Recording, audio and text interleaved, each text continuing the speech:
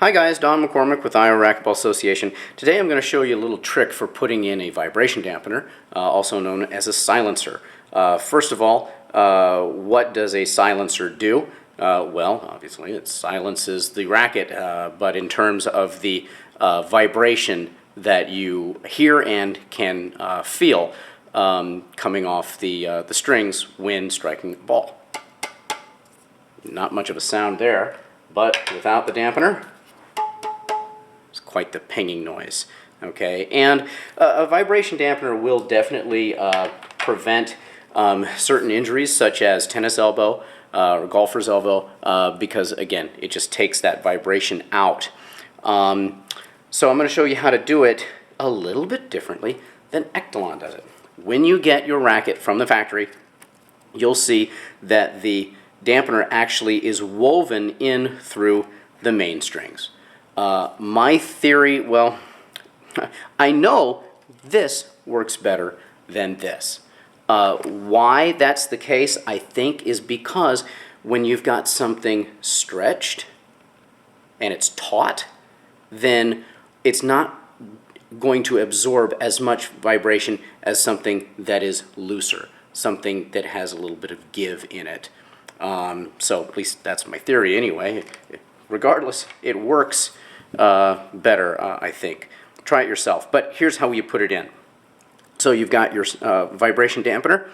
Put it on a flat surface. We're going to work with the two, in this case, the two main strings that are closest to one another.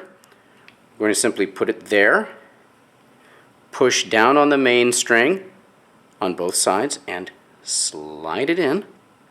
Then we're going to go over to the opposite main string, thread it through, bring it back up, and then push it through.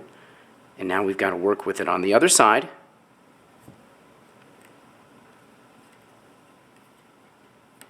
Same method. Push on the main string and slide it on through.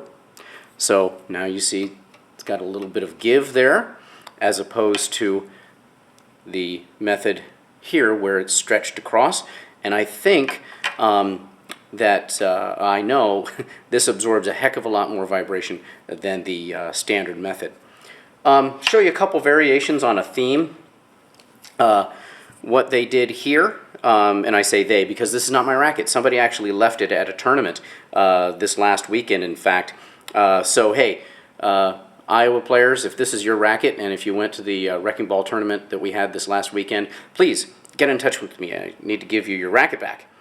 So what they've done here is they started with the two main strings that are closest together, but then when they threaded it through, they actually went over a couple of strings. And in this variation, they started with those strings that were not the two closest ones, but the ones that were just next to those. And this works really well, I think, when you've got such a tight stringing pattern as this one. You know, in either method, what you're looking for really is not to have this flapping around so much, but it needs to have a little bit of play. It's got to be loose. And, of course,